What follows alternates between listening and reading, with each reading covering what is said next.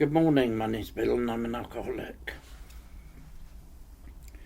And today's show is called The Tea Strainer. My old granny, who was born in 1901, ended up running a big old Victorian style boarding house in the centre of Bristol, in the very well-to-do area of Bristol, where she started buying houses in about 1935 for £3,000 or £4,000 each. They were big 10-bedroom houses then. Today they'd probably be worth maybe 2 or 3 million each. And she ended up buying 6 houses. And those houses were cheaper to buy in the early to mid-1930s, maybe the 1940s.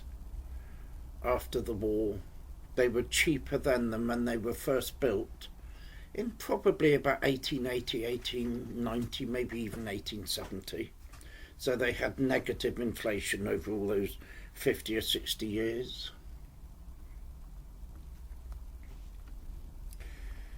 And in this big old boarding house, they had 80 full-time residents. They weren't called tenants, they were called residents. They had 13 full-time staff, they had a secretary. And each house had a big old cellar. One was the paint cellar for all the painting and all the maintenance. Another cellar was for peeling potatoes and preparing all the vegetables every day. They had a radio lounge, because people didn't have their own radios then. There were certainly no transistor radios.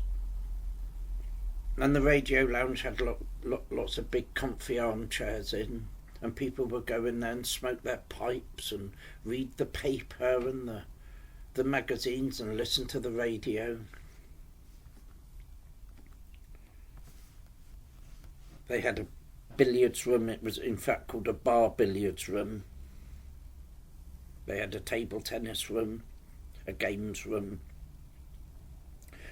where the whole place, top to bottom, and it was big, these 6 houses, the whole place was cleaned top to bottom every day by the 13 staff, where dusting and polishing and hoovering and cleanliness were considered close to godliness. As a young boy, I loved going up to see my granny. I spent all the time there I could. I loved it. And I used to help the staff. I used to sit in the staff room. And I learnt cleaning like it was a second language to me. I was taught to lay tables. And I was taught to plate up dinners. I was taught to carry 4 or 5 dinners at once. I was taught to fill the salt cellars. And I was taught how to lay a table with the knives on the right-hand side and the forks on the left-hand side, where to put the spoons, where to put the cups and saucers, and the little glass jars, little glass beakers that they used to put orange juice in. I was taught from that very early age, and I've never forgotten it, how to make a bed. I made thousands of beds. I was taught, and I've never forgotten, how to make the beds with the nice neat corners and to get all the sheets on the corners at a little right angle. And I was taught about silver dipping the cutlery, which we did every so often, so it'd keep it all bright and shiny. And every evening I used to wash up and dry up and put away. And me and another boy, we used to get the equivalent of 25p in the evening. And we had to wash, dry and put everything away that was needed to feed 80 people, and we did it all within 1 hour. There was a big washing up machine, and it was just like a big old factory going. And by 7 o'clock, everything went quiet because everything had been washed up and put away. And then we went in and had our dinner. Today, times have changed. My granny died many years ago and all the houses were sold off, and it was a part of my life that was gone, but I still cherish. And one thing I remember from those days was serving afternoon tea. And of course there wasn't tea bags then, everything was made with loose tea in the little tea boxes, Typhoo tea, and each little box had a tea card in that they used to put in a little pile for me, and I used to go up there every week and get my tea cards, and used to make sets of tea cards. You know, there'd be sets of aeroplanes and birds and fish and footballers, and some of them I still got to this day, and we used to paste them in books. And when we were serving the tea, we always used tea strainers, and we used to put the tea strainer on top of the cup and pour the tea out, and the tea strainer would catch all the tea leaves and we put them in the little bowl, and that's how we used to do tea years ago. It was all very methodical, and you really did learn how to make a good cup of tea. And you know, in a way, those tea strainers replicate what I found in Alcoholics Anonymous, where the 12 steps have an uncanny way of filtering out the worthy from the unworthy. They have a way of filtering out the good from the bad. They have a way of filtering out the truth from the false, the hope from the not so hopeful.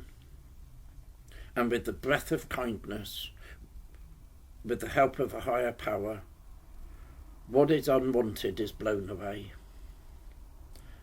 It's consigned to the bin marked, that was then and this is now. And really, in a way, the 12-step recovery program is essentially a clearinghouse for past mistakes and past misdemeanors. It's a sieve that separates the just from the unjust, the right from the not quite right. It separates what I need from what I don't need. Where my path to many days and weeks and months and decades of sober living has been fruitful, it's been wholesome, and it has borne fruit because I haven't had a drink. And I know that the 12-step recovery program works, and it works really, really well. Where the practicalities of working the 12 steps ensures what isn't needed eventually gets swept up and consigned to the bin marked, I need to put that in my past and I need to move on. So well done to the AAT strainers of life, well done to my sponsor, well done to the AA sieve of feelings, the sieve of actions, and my sieve of motives that aren't always quite right. But I do believe this sieve that I carry through my life in the form of a 12-step recovery program will eventually sieve out the negative and let me keep the wholesome. And as new dilemmas and new resentments and new fears arise in my recovery, out comes the tea strainer of life, so that I can keep what is needed and the tea strainer will remove what isn't. But I must never get what I want mixed up with what I need, because often what is needed is probably more important than what I want. And that's where a good sponsor comes in.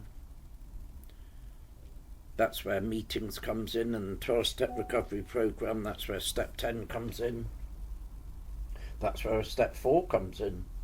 That's where daily inventory comes in. because there is no better way to separate the fruitful from the useless, to separate the valid from the fictional, and separate what is likely from a lie, and separate paranoia from the truth, than to pick up the phone and chew over the cud with my sponsor, to phone another alcoholic, to reach out and ask for help.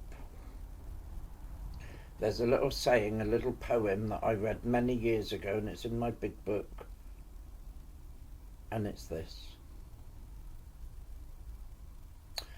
A friend is one to whom one may pour out the contents of one's heart, chaff and grain together, knowing that the gentlest of hands will take and sift it. Keep what is worth keeping, and with the breath of kindness blow the rest away. And that tea strainer of life, that tea strainer of the 12-step recovery program, will always be an ongoing process. It will never end. Because my alcoholic mind, my alcoholic way of thinking, my gravitating towards the negative, will always bring up new things that have to be sorted out. They have to be sieved. That I have to work out what's worth keeping and what I need to get rid of. And that's the ongoing process of Alcoholics Anonymous. That there is no end result in AA except to stay sober one day at a time, and to remember on a daily basis to get the 12-step recovery program out of the big book, and turn it into the tea strainer of life, and pour my feelings and thoughts and emotions, to pour my wants and my needs and my dislikes and my likes through it, so that what I don't need, what's going to be harmful and what's going to be negative, can be consigned to the dustbin, and so that I keep what is wholesome and wonderful and beautiful. Recovery is a series of lots of little surrenders, but I can't surrender to everything. But what I can do is let my higher power help me to sieve what is worth keeping, and let them make a decision, let my higher power make the decision, make my sponsor make the decision often of what I need to let go of and what I need to keep. And whilst I'm not taking other people's inventory, whilst I'm not walking around with a head full of negativity and pain and resentment and fear, I'm less likely, one day at a time, just for today, to pick up that next drink. Thank you. Bill the Shirt, Bristol.